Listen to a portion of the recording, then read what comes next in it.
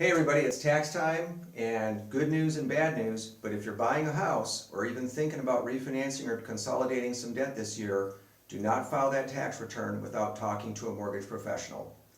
Thanks for coming to thecreditjungle.com today. My name is George Anderson, and this is part two of a two-part video. The other one we talked about getting your credit tuned up. This one's talking about getting your income tuned up.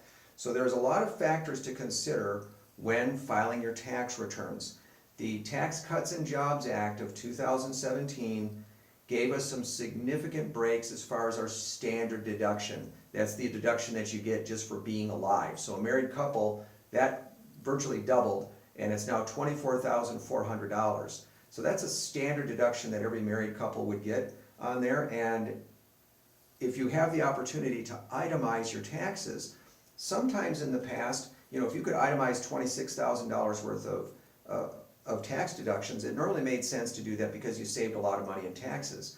Well, 26,000 itemized versus 24,400 standard deduction, your tax liability on there is very small. It might only be $150. But the difference is that within your itemized deductions of $26,000, you might be inadvertently shooting yourself in the foot. You might be reducing your income by as much as $1,000 a month, which is going to cost you roughly about $100,000 in purchasing power on a home. Whereas if you took your standard deduction, we don't get into the nitty-gritty of where your standard deduction came from, but we do look at the nitty-gritty of what's in your itemized deduction. Again, an underwriter is going to look at your tax return different from a CPA. We're trying to figure out what your effective income is. So there's a couple things to consider is, well, how much am I going to be paying in additional taxes if I don't write off anything? If I'm a self-employed person and I want to try to, minimize my taxes but still make sure I can buy a house.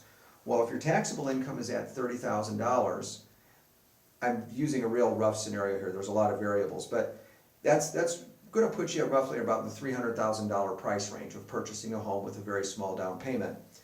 If you bring that up $20,000 to $50,000 of taxable income, well, now you're looking at $400,000 homes. So about that same leverage that we were talking about before with the standard versus itemized deductions.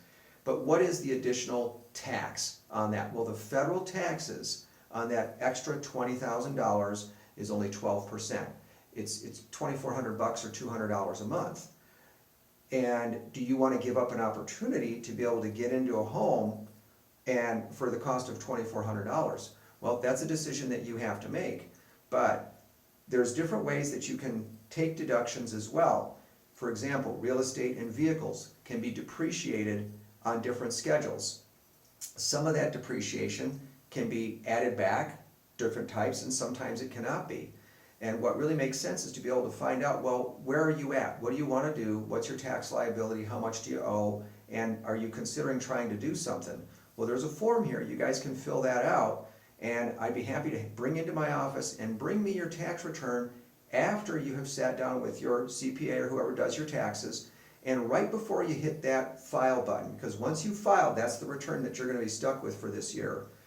Let's sit down and figure out, well, what is the effective income or your qualifying income that we can use for a mortgage loan? Because maybe we can take those deductions a little bit different way and it won't affect at all what you pay in taxes. Or maybe we cannot take every single deduction that you were taking there, and by skinning up some of your deductions and paying a little bit more in income tax, well, you might be able to qualify for $50,000 or maybe $100,000 more in a house.